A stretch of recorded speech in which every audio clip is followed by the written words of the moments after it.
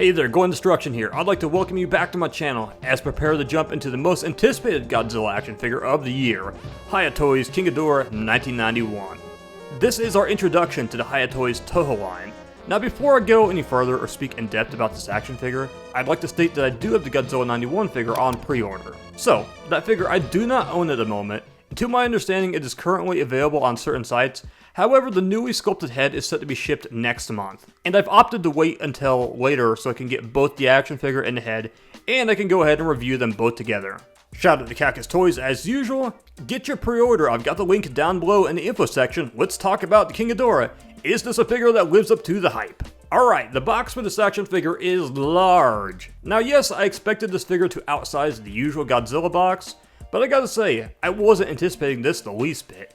It's a pretty simple box art, nothing that blows my mind, but we simply have King Ghidorah using his trademark gravity beams, a little bit of smoke, all of the expected logos, including the Japanese text, bottom of the box, nothing of interest here, just King Ghidorah 1991 in bold text. Same with the top, on the side it reminds us which iteration of King Ghidorah we're getting, with a random wing shot. On the other side, a more menacing shot of King Ghidorah. Very back of the box features another promotional shot of Ghidorah, which has already been seen online, the logos, additional usual information, and a QR code which has been implemented on all the Hiya Godzilla figures about the last year. Not much more to say about the box. It's striking, you won't miss this figure on the shelf at your local action figure store.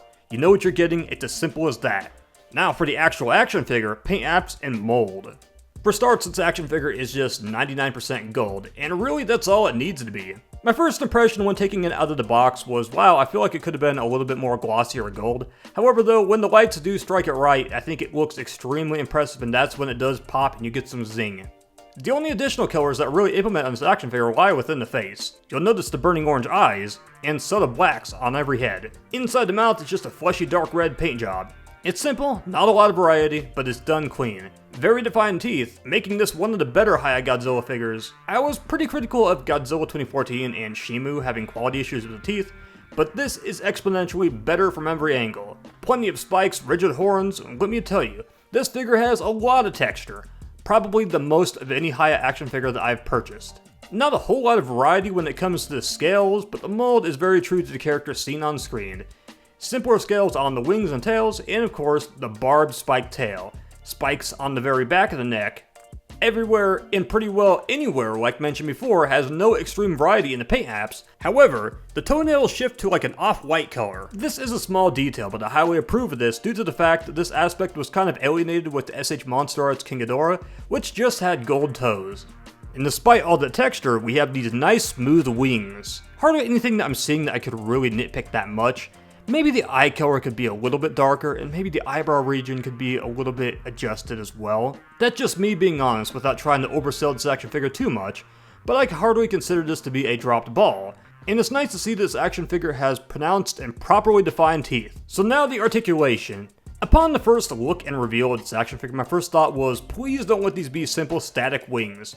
But they're actually bendy wires. So when bending, please be mindful and don't strain them too much. But I really like the approach here to create further unique poses for the wings and avoid cuts like we saw for the legendary King Ghidorah. This idea creates some interesting dynamic poses, and maybe you can't permanently keep him in the shielding position like we saw in Godzilla vs. King Ghidorah, but the possibilities are damn near endless if you put this guy in the flying position.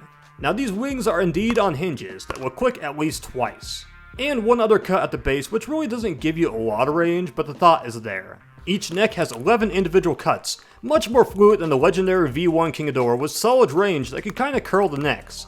The mouths have some pretty insane jaw range, and finally every tongue features the articulation as seen on every other Hiya Godzilla action figure and Shimu. We have a minor ab rock, legs that will rock and swing, no crazy range, double jointed knees, feet that rock and spin, and finally this long tail with 16 cuts that work perfectly together, which is my favorite part. Unlike the legendary King Ghidorah, you will need no assembly or hairdryer upon pulling this King Ghidorah out of the packaging. Now unfortunately, there are no accessories, so the price you're paying solely for this action figure, similar to Shimu. Now I am relatively happy with the figure as is, but I do think it would have been a nice idea to include gravity beams or a severed King Ghidorah head along with this action figure. And now, as usual, let's go ahead and do a size comparison to other Hiya, SH Monster Arts, and NECA Godzillas. NECA Godzilla 1989.